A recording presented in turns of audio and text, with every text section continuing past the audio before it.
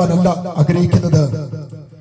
വ്യത്യസ്ത തലങ്ങളിൽ ജീവിച്ച, വ്യത്യസ്തമായ നിലവാരത്തിൽ ജീവിച്ച ആളുകൾ യേശുക്രിസ്തുവിനെ കുറിച്ച്, രക്ഷകനെ കുറിച്ച്, അവർ അനുഭവിച്ച അനുഭവത്തെ കുറിച്ച് രേഖപ്പെടുത്തുമ്പോൾ തികച്ചും യാഥാർത്ഥ്യമായി നമുക്ക് മനസ്സിലാക്കുവാൻ കഴിയുന്നത് ഒരുവനെ കുറിച്ച് എന്ന് പറഞ്ഞാൽ യേശുക്രിസ്തുവിനെ കുറിച്ച് ഏകരക്ഷകനായി വന്നു എന്നുള്ളത് സത്യം ലോകത്തിന് വെളിപ്പെടുത്തേണ്ടതിന് വേണ്ടി സുവിശേഷങ്ങൾ എഴുതുവാനിടയായിത്തീർന്നു.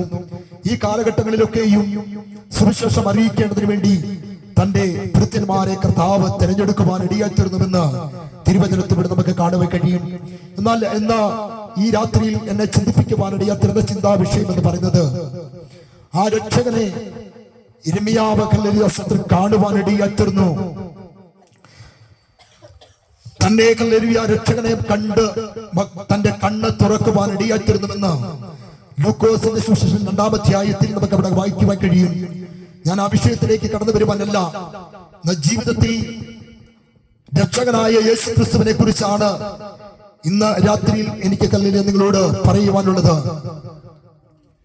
രക്ഷകനായ യേശുക്രിസ്തുവിനെ കുറിച്ച് പരസ്യമായി ലോകത്തോട് വിളിച്ചു പറയുവാൻ, സന്ദേശമായി അറിയിക്കുവാൻ ഒട്ടനവധി കല്ലിലെ കാര്യങ്ങൾ പ്രസ്താവിക്കുവാൻ എന്റെ പിന്നിലുണ്ട്. എങ്കിലും സമയത്തിന്റെ വ്യഗ്രത മൂലം ഞാൻ കല്ലെറിയ വേഗത്തിൽ 1-2 ഭാഗങ്ങൾ മാത്രം നിങ്ങളുടെ ശ്രദ്ധയിലേക്ക് കൊണ്ടുവരുവാൻ ഞാൻ ആഗ്രഹിക്കുന്നു. കാലത്തിന്റെ ഗലീല സത്രം സമ്പൂർണതയിൽ സ്ത്രീയുടെ സന്തതിയായി ബേത്ലഹേമിൽ ജനിച്ചവനായ യേശുക്രിസ്തുവിന്റെ സുവിശേഷം അത് നല്ല വാർത്തയായി ലോകത്തെമ്പാടും വിളിച്ചറിയിച്ചുകൊണ്ടുമ്പോൾ ഈ ദേശത്ത് താമസിക്കുന്ന നിങ്ങളോടും ഈ സത്യസുവിശേഷം അറിയിക്കുവാൻ കർത്താവ് ഞങ്ങൾക്ക് ഒരു വലിയ ഭാഗ്യം നൽകി തരുവാനിടയായിത്തീർന്നു. അതേ, ഈ സുവിശേഷ നിമിത്തമായി ഞങ്ങൾ അനുഭവിക്കുന്ന ആ ദിവ്യ സമാധാനത്തെക്കുറിച്ചും സന്ദേശത്തെക്കുറിച്ചും ഈ ദേശത്തോട് അറിയിക്കുവാനാണ് ഈ സായാഹ്ന വേളയിൽ ഈ സമയത്തെ ഞങ്ങൾ വേർതിരിക്കുവാനിടയായിത്തീർന്നത്. എന്നാൽ ഇന്ന് രാത്രിയിൽ ഞങ്ങൾക്ക് ദേശത്തോട് അറിയിക്കുമ്പോൾ സുവിശേഷത്തിന്റെ വലിയ മഹാത്മ്യത്തെ കുറിച്ച് വിളിച്ചറിയിക്കുമ്പോൾ അത് 4 കാര്യമാണ് നമുക്ക് മനസ്സിലാക്കുവാൻ കഴിയുന്നത്. ഒന്ന് കല്ലെറിയ ഭാവി കാലത്തെക്കുറിച്ചും ഭൂതകാലത്തെക്കുറിച്ചും വർത്തമാനകാലത്തെക്കുറിച്ചും നമുക്ക് കാണുവാൻ കഴിയും. മനുഷ്യന്റെ ജീവിതത്തിൽ ഭൂതകാലം, കഴിഞ്ഞ കാലഘട്ടങ്ങളിൽ താൻ ജീവിച്ച കാലഘട്ടങ്ങൾ, 2 വർത്തമാന കാലഘട്ടമാണ് അത് ഇപ്പോൾ സംഭവിച്ചുകൊണ്ടിരിക്കുന്നത്. ഭാവി കാലഘട്ടം എന്നുള്ളത് അത് വരുവാനിരിക്കുന്നതാണ്, മറ്റൊന്ന് നിത്യതയാണ് എന്ന് നമുക്ക് കാണുവാൻ കഴിയും.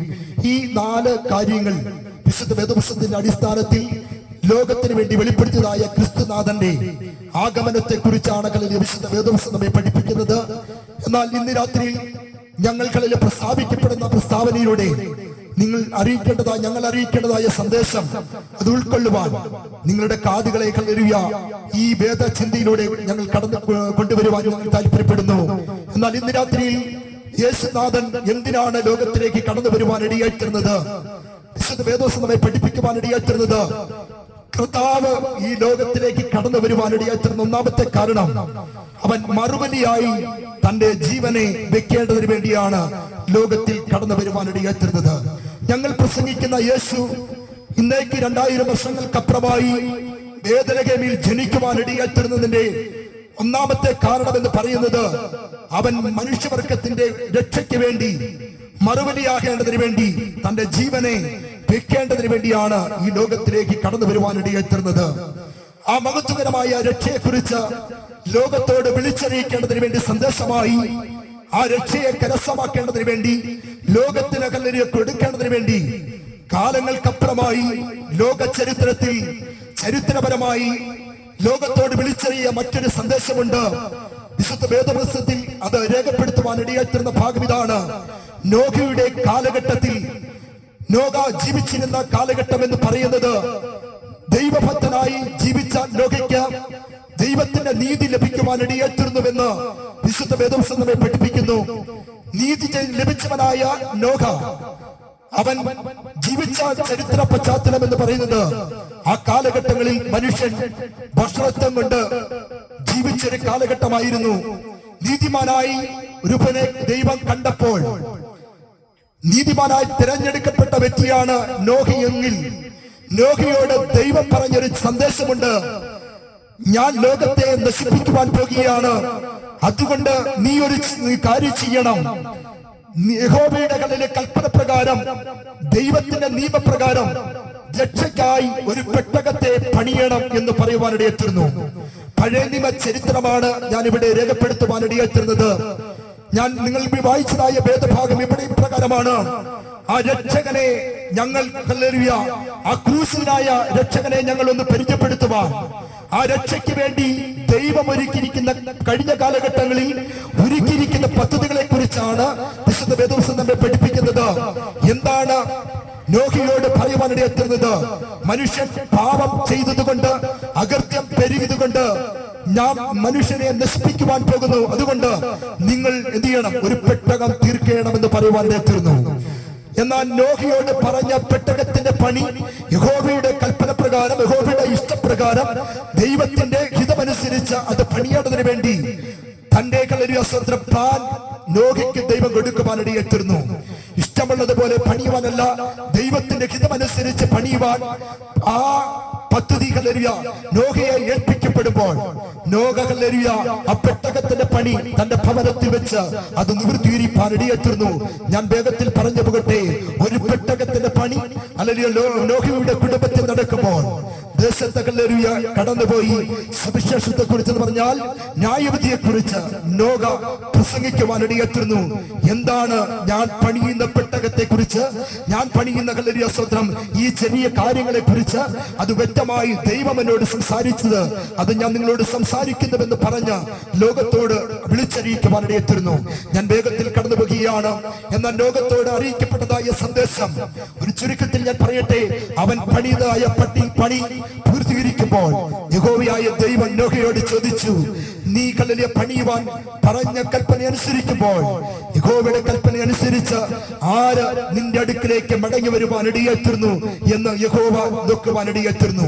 ഇന്ന് രാത്രിയിൽ ഞങ്ങളെ ശ്രമിച്ചുകൊണ്ടിരിക്കുന്ന മാന്യ ശ്രോതാക്കളെ, ലോകത്തോട് വിളിച്ചറിയിക്കുന്ന സന്ദേശങ്ങൾ, ഒരുപക്ഷെ സുവിശേഷത്തിന്റെ ഓരോ വിത്തുകളും ഈ ലോകത്തോട് ഞങ്ങൾ വിളിച്ചറിയിക്കുമ്പോൾ, ഞങ്ങൾ കാലങ്ങളായി, നൂറ്റാണ്ടുകളായി യേശുവിനെ ഉയർത്തിക്കൊണ്ട് അവന്റെ മഹത്വത്തിന്റെ നാമത്തെ ഉയർത്തുമ്പോൾ, ഒരുപക്ഷെ സുവിശേഷ സ്നേഹികളായിരിക്കുന്ന നിങ്ങൾ ഒരുപക്ഷെ ഞങ്ങളെ ശ്രമിച്ചുകൊണ്ടിരിക്കുമ്പോൾ, ഈ ലോകത്തോട് ഞങ്ങൾക്ക് വിളിച്ചു പറയുവാനുള്ളതായ മറ്റൊരു സന്ദേശം എന്ന് പറയുന്നത്, ഞങ്ങൾ ഇവിടെ പണിതുകൊണ്ടിരിക്കുന്നത് രക്ഷകനായ യേശുക്രിസ്തുവിന്റെ മഹത്വത്തിന്റെ രക്ഷയെ കുറിച്ചാണ് ലോകത്തിന് വേണ്ടി അറിയിക്കുവാൻ ഈ രാത്രിയിൽ ഈ ഭവനത്തിനടുത്ത് ഞങ്ങൾ വന്നു ചേരുവാനിടയെത്തുന്നത്.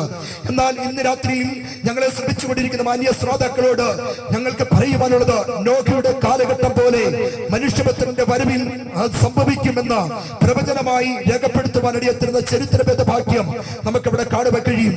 എന്താണ് നോഹയുടെ കാലഘട്ടത്തിൽ സംഭവിക്കുവാനിടയെത്തുന്നത്?